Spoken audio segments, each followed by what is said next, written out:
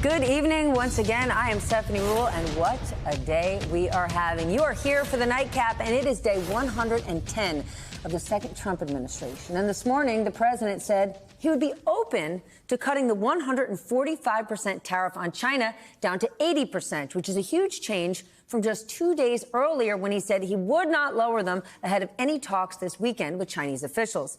It has been a very long week, starting with an AI-generated image of the president as Pope. He called for a 100% tariffs on movies produced in foreign lands. Canada's prime minister making it abundantly clear Canada is not for sale. And the president's reply, never say never. There was the announcement of a trade deal with the UK that was more of a concept than an actual deal. Meanwhile, Republicans push forward with their mega budget bill that includes huge tax cuts. There's just one glaring problem. They cannot quite figure out how to pay for any of it. And let us not forget the president calling to reopen Alcatraz. All that happened in the last 6 days. With that, let's bring in our nightcap. It is an excellent one. Pablo Torre, who has had a very busy week, ESPN analyst and host of the Meadowlark Media's Pablo Torre Finds Out podcast. Ron Insana, CNBC senior analyst. Mary Harris, host and managing editor of Slate's daily news podcast, What's Next? And Jelani Cobb, staff writer for The New Yorker. And he has a very hard job, dean of the Columbia Journalism School. An important and hard job. Ron, you know I'm turning to you first. Treasury Secretary Scott Bessent meeting with Chinese officials this weekend to talk about tariffs. Before negotiations even got underway, the president is now saying they could drop down to 80%. To me, it does sound like Donald Trump is looking for a soft landing, a graceful exit. But maybe China is, too. A week ago, they said they weren't going to meet until tariffs went down. So something's happening.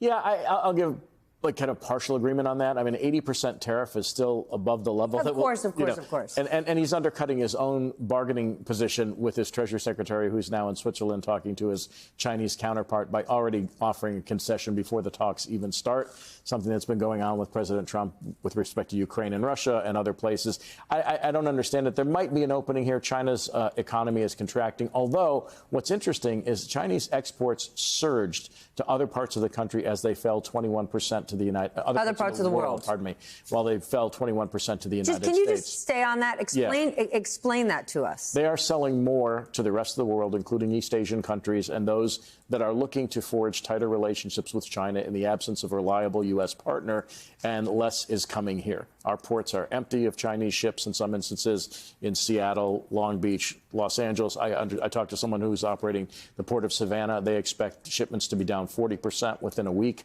And so we are going to pay the price for this in some way or another. Even if they cut a deal, it's going to affect the U.S. economy as much as it does the Chinese. Can I just add, there's a geopolitical equivalent of that, too. Yeah. The same part of it with foreign aid. Yep.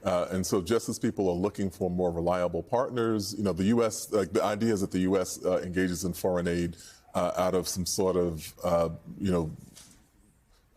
silly benevolence or a kind of bleeding heart sensibility, when in fact it is to broker influence. Absolutely. And to create alliances around the world. When that goes away, you leave an opening for other entities, i.e. China, to step in. Soft power. In other words, what I think about all of the time, just the idea that actually when you were in a crisis somewhere else in another part of the world, you thought to yourself, where are the Americans? Where's that flag? Where's the signal that our products that we were also buying and selling were the best in class? And also, these are the people who had a strategy, who had a plan.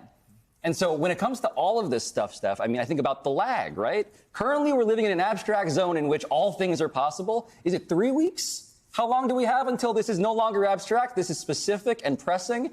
And it's about 3 weeks, actually. And I think the conversation is going to get quite real out of the realm of academics and into the realm of, guess what? You're going to feel this every day. Well, in fact, in a Wile E. Coyote moment, right? Where we've run off the cliff and we just haven't looked down yet.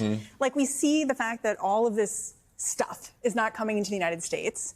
And we know what that means, right? We know what that means. I talked to this guy who's a logistics expert on the show this week. And he's basically like, I know what this means. He's like, everything that's being said right now is BS.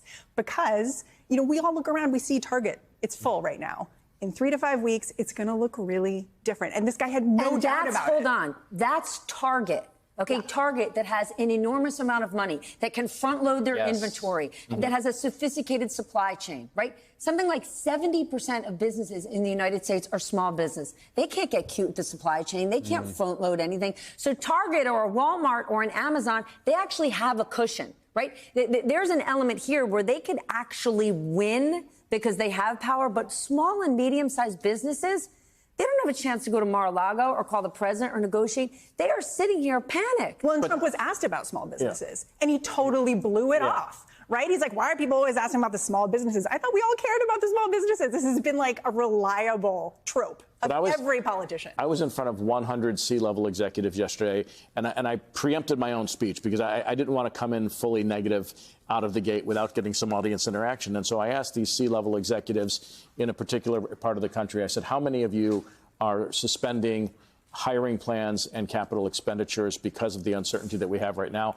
Almost every hand went up in the room, and there were 120 executives in the room. And so and these were not small companies, right? So it's happening at every level of our economy. The level of uncertainty is so high right now that businesses are literally frozen in place, and consumers will be in 3 weeks when stuff starts disappearing. Here's the thing. The president is fantastic at controlling a narrative, and he has control of a lot of the media, right? You still hear, I mean, just this week, Josh Hawley was saying that Joe Biden cut off energy production, and I'm thinking, do people actually believe that? But in certain parts of the country, you might believe it. But it doesn't matter what Trump's narrative is. At some point, this thing is coming to roost, right? In the last week, whether it's Warren Buffett, Ken Griffin, Jamie Dimon, take your pick. Yes. One by one, they are coming, even Jamie Dimon, to try to thread the needle and say, guess what? China, there are some unfair trade practices. There is something to do on the tariff front. Joe Biden didn't shy away from tariffs, but the way they have done it, so big, so aggressive across the board. So you've now got business leaders saying, hold on, this isn't working. I am sure lawmakers from almost every state are urging the White House to take a step back. So the president is somewhat backed into a corner here and has to find even a remotely elegant exit, which is most likely why he called the UK this week. Well, the prime minister was home watching a soccer game saying, tomorrow, we're going to announce a deal. And they put on a show and they announced somewhat of a deal, but it was really a presentation of an idea, not a deal. Right. Right. That's how they operate. And so the other thing is that, and typically and ideally, you have a theory that explains what the practice will be. Here, he gets a notion, and then a group of people around him rush and kind of have a rearguard activity to try to turn this notion into an actual theory. You're doing Annie Hall. He has a notion, we're going to turn it into a concept, and then we're going to turn it into an idea. Okay, but there's a notion, right? We're going to do this deal with the UK. Everybody likes Rolls Royces, and what happens the next day? Stellantis, GM, and Ford say, hold on a minute. Now you're giving the UK a better deal than we get. It hasn't been vetted yet. Well, and he said that was the purpose. Like he said, there should be higher tariffs on the more popular cars, which is like, what is happening? We should also move beyond the academic analysis of like, how is his rhetorical strategy playing out? The guy is lying. He is lying, and he does not have a plan. And when he's cornered into anything resembling a coherent question, he doesn't know how to answer it. And the rhetorical strategy that I actually do want to highlight here is him saying repeatedly, his administration, his cabinet saying repeatedly, people voted for this. He is saying preemptively that you guys wanted this, and guess what? It's going to be hard, but we're delivering on what you asked for. And that is the strategy. Is something so important, though, on the lying front. Yeah. I called a huge Wall Street investor today who knows Scott Bessent well. And I said, is Scott Bessent in over his head? And he said, no. He goes, Scott deeply understands all of this. And he said the predicament that Scott finds himself in is that he has to defend the indefensible. That's it. And 100%. that's what that it is. Well, that's the definition of the Trump administration. Yeah, well, yeah, I mean, that's in the job description. Right, that's the job.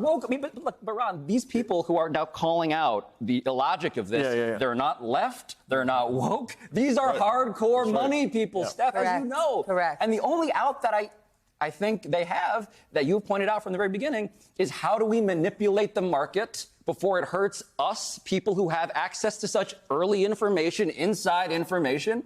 That way we can mitigate our own personal trouble.